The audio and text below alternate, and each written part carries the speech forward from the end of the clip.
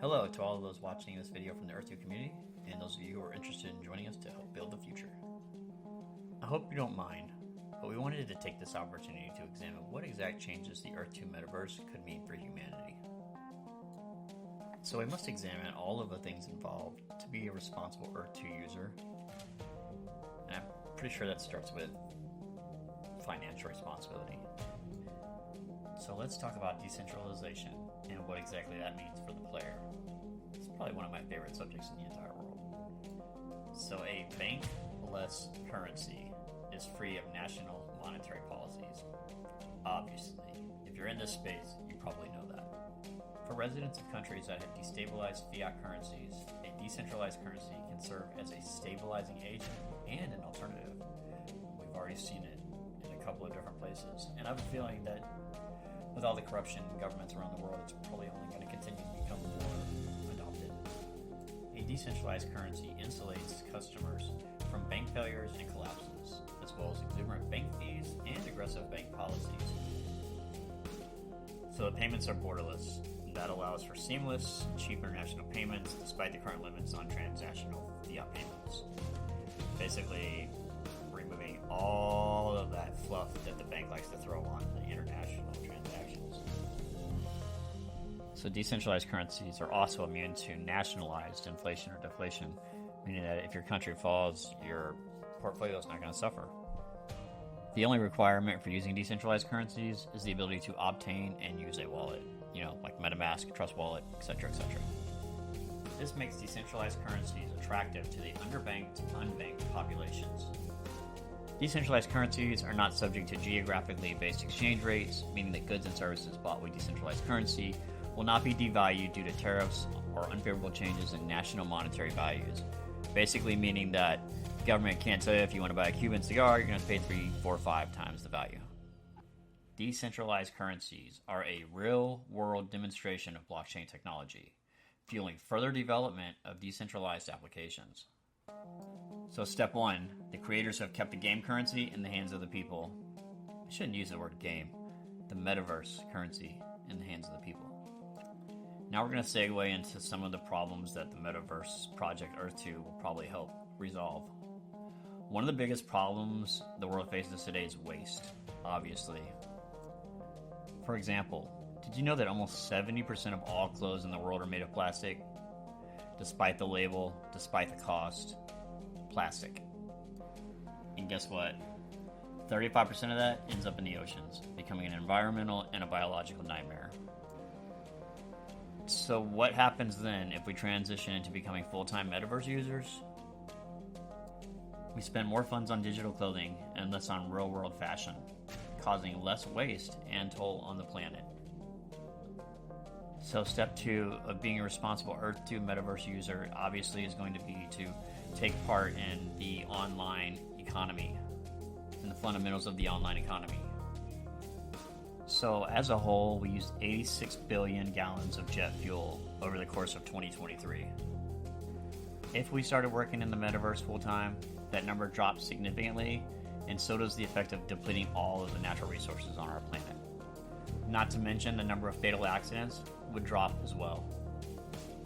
Now let's talk about the humanitarian side of a digital environment, such as the one Earth2 plans to scale out.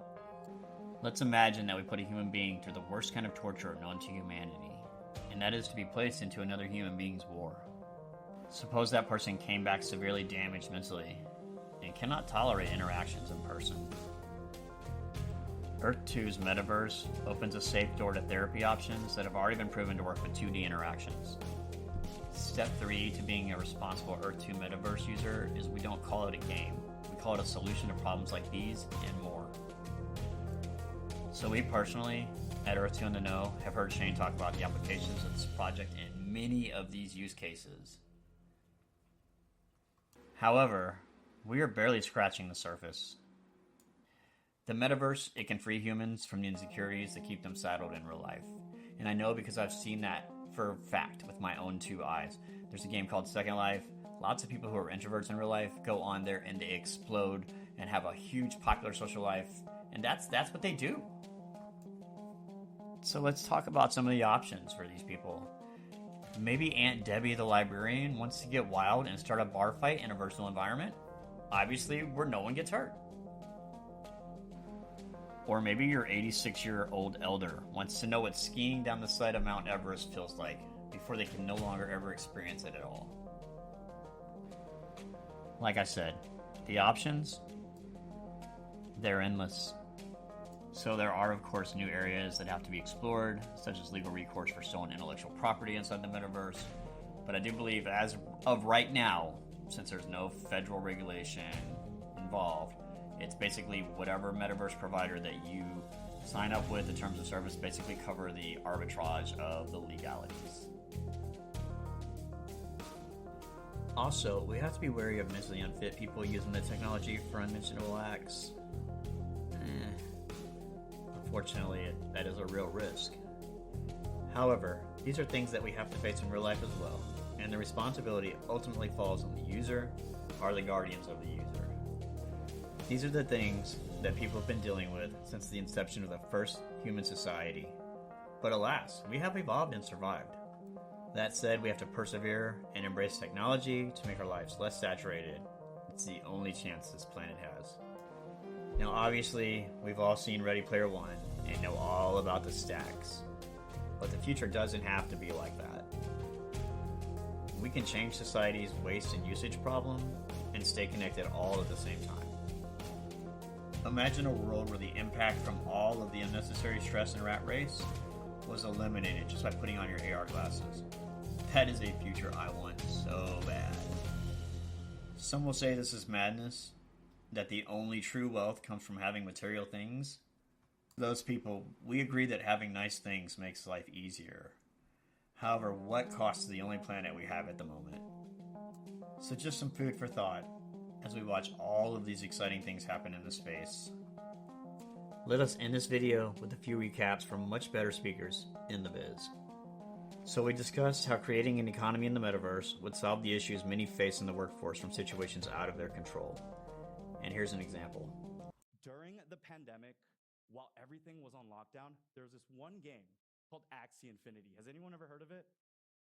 Nah, it's all good. I didn't expect so. So you probably heard of Pokemon though, right? Yeah. So imagine like Pokemon, just a little beat up version of it. You got these cute little things called Axies, and you pretty much battle each other with them. You tell your Axie, go fight that thing, and you earn experience points. But what was interesting about this is you can actually do something with those experience points. This game had 35% of their traffic coming from the Philippines. That's 2.5 million users. The reason for this is because people in the Philippines were able to make money from this game. When they were told by their government, you cannot go to work, and they had mouths to feed, and they had people that were looking after them, and they couldn't take care of them, they had to resort to something. This game was a crypto game. It was a play-to-earn game. It's a step in the right direction of what Metaverse and other play-to-earn games entail.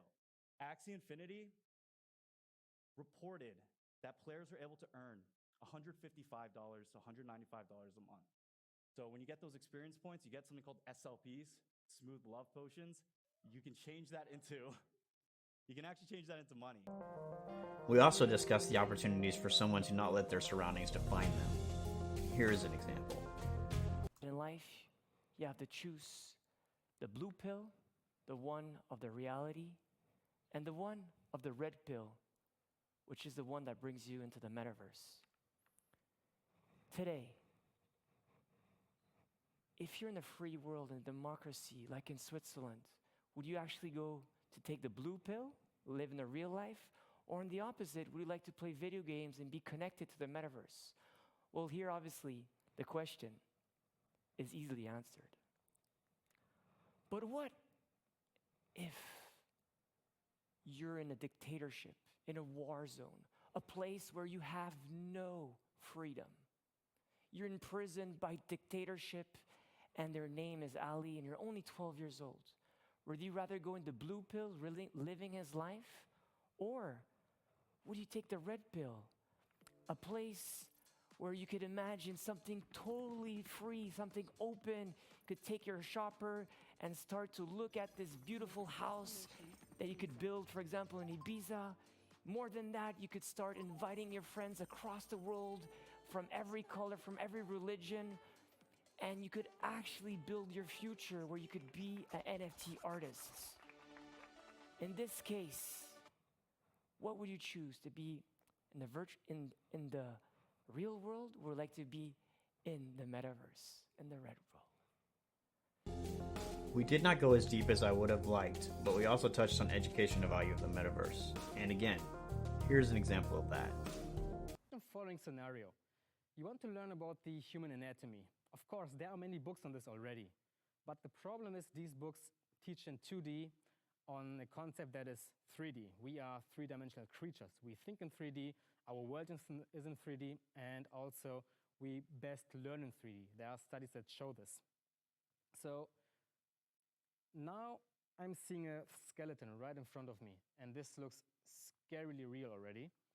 And we see already, I can get a spatial feeling of all these parts, where these are. And it's not like just watching it in a video or looking at it in a book. It's like literally it could just be here. The cool thing is this application can also be interactive. So if I want to see more, I can just switch to the muscle system. And quick disclaimer, you are still seeing a 2D representation of something that is 3D. You are not watching it through the lenses. So it's kind of hard to exactly project the feeling that I have right now. But to me, there could be like a real human, well, skinned off with the skin and stuff like this, but still. And I can see the muscles. I can really see where they start and how they are aligned. And I'm not a biology student. Thanks for watching, and as always, we cannot wait to see you in the metaverse. If you found this video informative, please feel free to like and subscribe. I'll be here. I'm going to be putting in work for you guys.